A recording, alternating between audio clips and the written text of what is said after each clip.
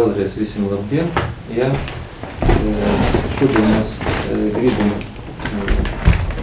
sniegt jums informāciju, protams, ierobežotu informāciju, jo notiek izmeklēšana, ja jūs sapratiet, speciāli pasakumi, visu tagad uz dotu brīdi procesā, ja, bet ko mēs varam jums pastāstīt, ja mēs jums to pastāstīsim. Un tagad vārds Rezeknes Iecirkņa krimināla policijas nodaļas priekšniekam ir tādiem kā Gaiskiem. Labdien!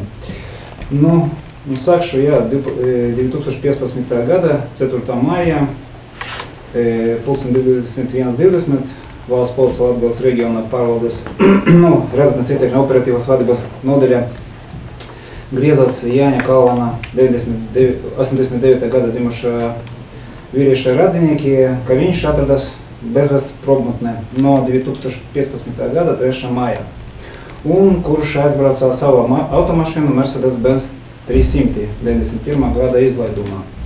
7. maijā Rezeknes krimināla policijas nodaļas tika uzsakta bezvēsts probmutnē esošo personas meklēšanas lieta, un uzreiz sākas operatīvas un meklēšanas pasākumi. Meklēšanas pasākumus aktīvi piedalījās radinieki, vietējie iedzīvotāji un valsts ugunsdzēsības un glābšanas dienesta darbinieki. Un 9. maijā šo pasākumu rezultātā Rezeknes novada Nautriņu pagastā tika atrasta automašīnas aizdedzināšanas vieta un automašīnu detaļu atliekas. Kā arī bija atrasti cilvēka kaulu apdegušas atliekas, un uzreiz bija uzsākts krimināla process un operatīvas un meklēšanas un izmeklēšanas pasākumi turpinās. Un jau 11. maijā tika aizturētas 3 personas, 92., 93. un 97. gada dzimušie jaunieši, un tika noskaidrots, ka 2015. gada 3. maijā 3:00 Rezeknes novada Nautriņu pagastā viņi, tās 3 personas, piedalījās Jāņa Kalvana piekaušanā, kā rezultātā iestājas Jāņa Kalvana nāve. Un, lai slēptu nozieguma pēdas, viņi nogādāja Kalvana Līki, kurš atradas automašīnas Mercedes bagažas telpā, uz vietu meža un aizdedzināja to automašīnu. Sadedzināja arī Jāņa Kalvana Līki. Un Līki pelnus izskaistot blakus esošajā grāvī un mežā masīvā.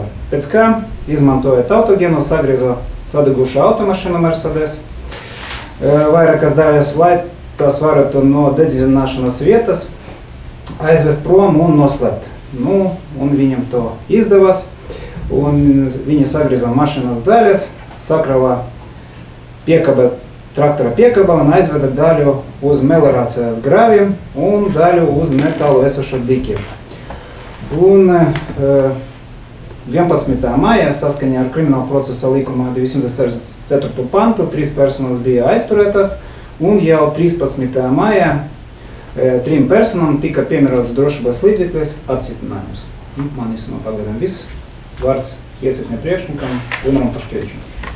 Es gribu atzīmēt, ka mēs tagad varam, mēs to jau secinājām, ja, ka noziedznieki bija rūpīgi izplānojuši nozieguma pēdu, tas ir noslapkavota personas Līki un automašīnas Mercedes iznīcināšanu, kā arī savā starpā norunājuši, ko teikt, lai maldinātu policijas darbiniekus un maksimāli apgrūtinātu slepkavības izmeklēšanu un lietiskā pierādījuma konstatēšanu.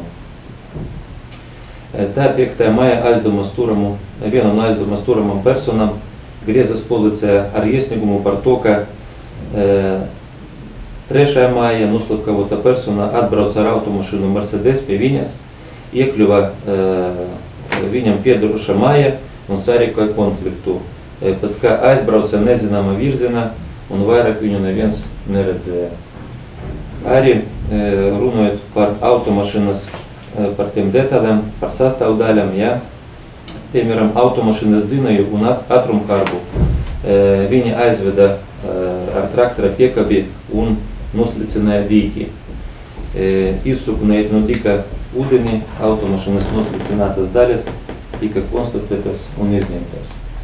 Tā kā jūs redzat, ja, ka viss bija sagatavots, saplānots.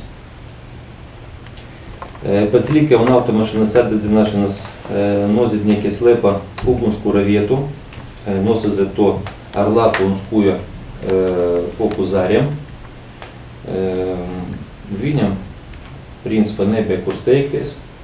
Viss bija maskēts ļoti akurāti, ļoti kvalitatīvi. Bet tieši tas pievērsa policijas darbinieku un vietu iedzīvotāju uzmanību, kuri veica meklēšanas pasākumus meža masīvā.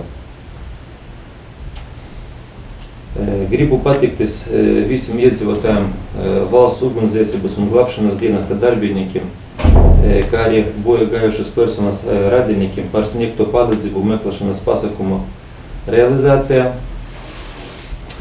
un izteikt līdzjūtību bojā gājušas personas radiniekiem.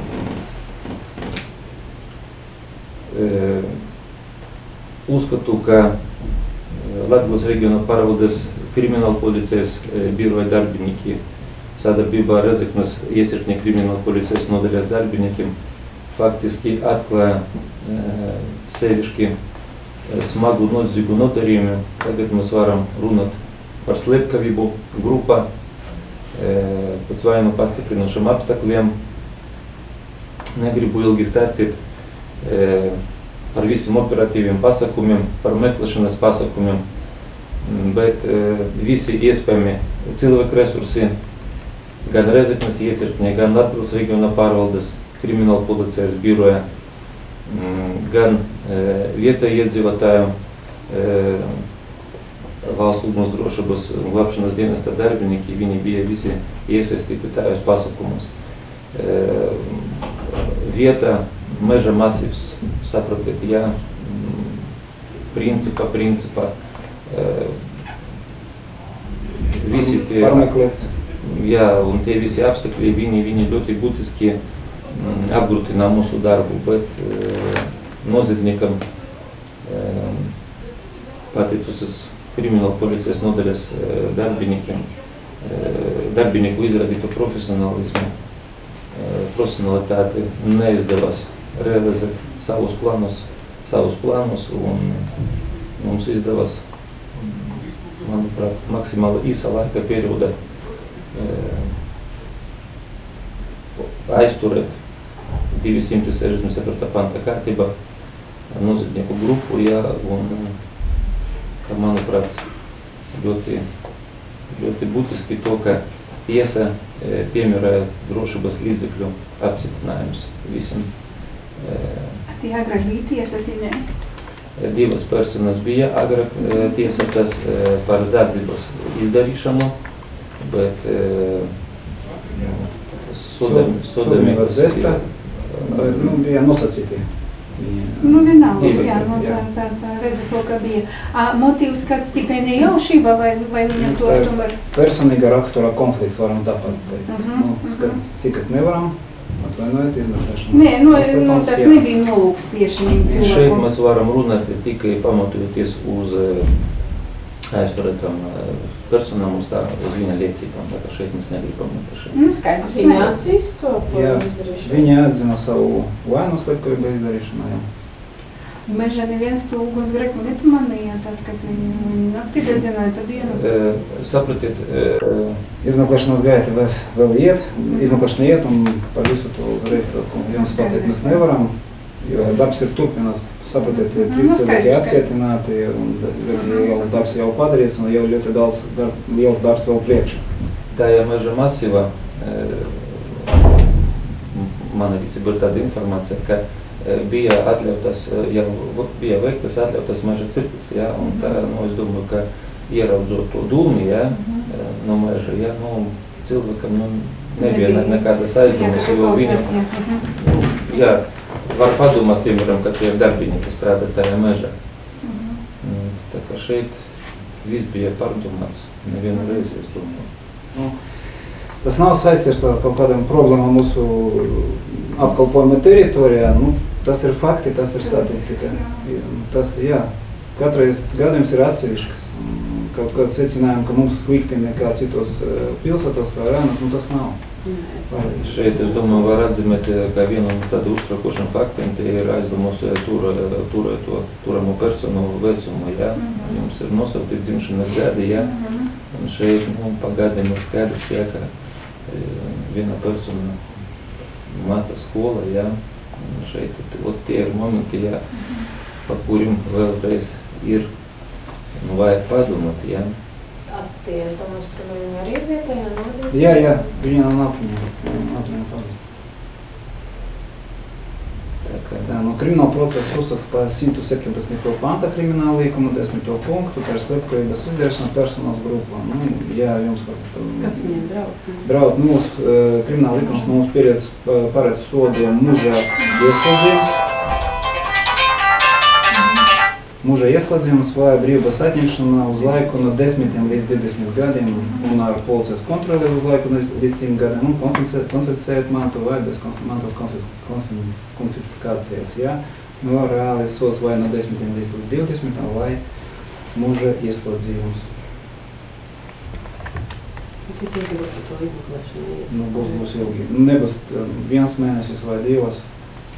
Vai tiesas priekšā viņiem? Ilgi negribam runāt par citiem kriminālu procesiem. Piemēram, jūs bija arī tās Višņikovas slepkava, viņa bija izdarīta 9. janvarī, un varam pateikt, ka 8. maijā viņa nosūtīta uz vajāšanu kriminālu vajāšanu uz prokuratūru. Jā, un sakarā to varam secināt kriminālu procesu uzsākt janvarī, lieta nodota maijā.